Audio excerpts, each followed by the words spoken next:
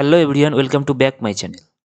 এই এপিসোডে আমরা আলোচনা করব লার্নিং ডিসঅর্ডার, অর্থাৎ শিক্ষণ প্রক্রিয়া অক্ষমতা বা শিক্ষণ প্রক্রিয়া কিছু ব্যাধি।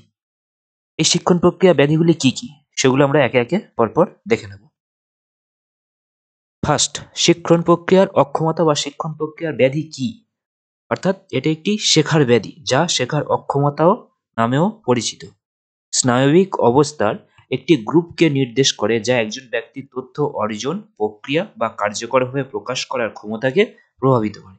এখানে ব্যাধিগুলির বিভিন্ন প্রকারভেদ রয়েছে, অর্থাৎ এখানে কি একটা শিক্ষণ প্রক্রিয়া যখন চলে তখন সেখানে অনেকগুলো ব্যাধি বা অনেক রকমের অক্ষমতা এসে থাকে। সেই অক্ষমতাগুলো কি কি?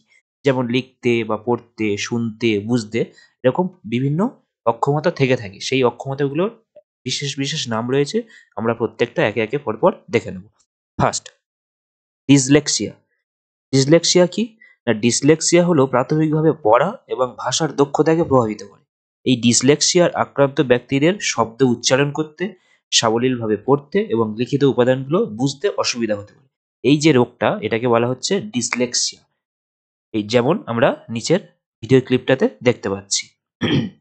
নেক্সট নেক্সট হলো ডিসগ্রাফিয়া। ডিসগ্রাফিয়া কি? এটি এমন একটি ব্যাধি যা একজন ব্যক্তির সুসংগতভাবে লিখতে এবং লিখিতভাবে তাদের চিন্তাভাবনা প্রকাশ করার ক্ষমতাকে প্রভাবিত করে বা ক্ষমতাকে ব্যাহত করে। এটি কাগজের হাতের লেখা হতে পারে বা বানান এবং সংগঠিত ধারণাগুলির সাথে নিজেকে সামঞ্জস্য করে খাপ খাইয়ে নিতে একটা অসুবিধার সৃষ্টি হতে পারে।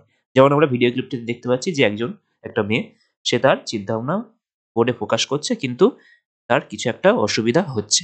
এটা হলো ডিসগ্রাফিয়া। অর্থাৎ মেন কথা হলো ডিসগ্রাফিয়ার যে এখানে লিখতে অসুবিধা হয়, লিখিতভাবে নিজের চিন্তাভাবনা প্রকাশ করতে অসুবিধা হয়। এই রোগটাকে বলা হয় ডিসগ্রাফিয়া। Next, dyscalculia. ডিসক্যালকুলিয়া কি? না, ডিসক্যালকুলিয়া মূলত গাণিতিক দক্ষতার সাথে এই ব্যাধিটা বা এই রোগটা জড়িত। এই ডিসক্যালকুলিয়া আক্রান্ত ব্যক্তিরা কোনো সংখ্যা বোঝা বা সেই সংখ্যাটাকে হেরফের করা, এছাড়া গাণিতিক তথ্য মুখস্থ করতে বা গাণিতিক ধারণাগুলি উপলব্ধি করতে একটা সমস্যার সম্মুখীন হয় বা একটা লড়াইয়ের মধ্যে নিজেকে নিজের অজান্তেই ফেলে। এটা হলো ডিসক্যালকুলিয়া। যেমনটা আমরা ভিডিও ক্লিপে দেখতে পাচ্ছি যে এই ছেলেটা কোনো কিছু বোর্ডে ম্যাথ সম্পর্কে বুঝতে অসুবিধা হচ্ছে।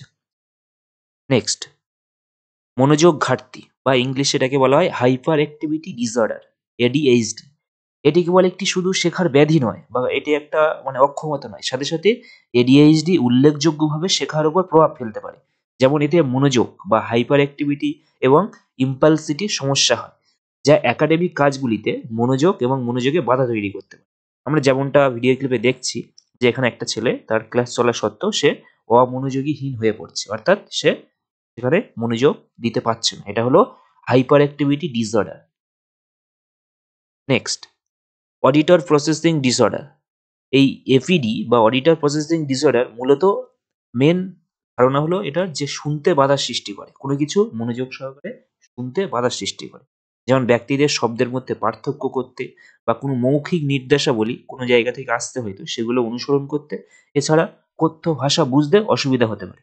যেমনটা আমরা এখানে দেখতে পাচ্ছি যে এখানে কোনো একটা মানুষ হয়তো কিছু দেখছে, হয়তো টিভি দেখছে, সেখানে তার ছোট্ট মেয়ে তাকে শুনতে বাধা সৃষ্টি করছে, অর্থাৎ বাধা দান করছে। এটাকে বলা হচ্ছে অডিটর প্রসেসিং ডিসঅর্ডার।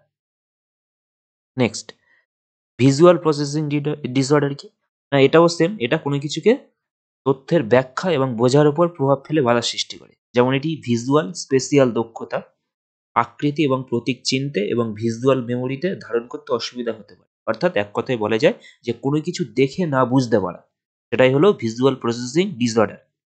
অর্থাৎ কোনো কিছু দেখে সেটাকে ভালোভাবে না বোঝা বা ভালোভাবে উপলব্ধি করতে না পারার যে অক্ষমতা, সেটাকে বলা হচ্ছে ভিজুয়াল প্রসেসিং ডিসঅর্ডার।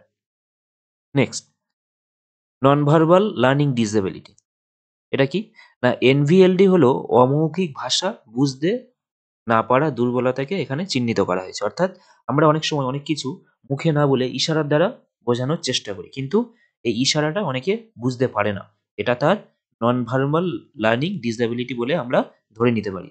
যেমন ভিজুয়াল স্পেশিয়াল ক্ষমতা, শারীরিক ভাষা বোঝা, সামাজিক মিথস্ক্রিয়া বা এনভিএলডি আক্রান্ত ব্যক্তিদের এই ভিজুয়াল মোটর সমন্বয় বা বিমূর্ত যুক্তির প্রয়োজনে কাজ করতে খুব অসুবিধা হয়। অর্থাৎ তারা কোনো কিছু দেখে মানে ইনডিরেক্টলি, প্রত্যক্ষভাবে নয় কিন্তু পরোক্ষভাবে তারা কোনো কিছু বুঝতে পারে না। এটা তাদের একটা নন ভার্বাল লার্নিং ডিসএবিলিটি হিসাবে চিহ্নিত করা হয়।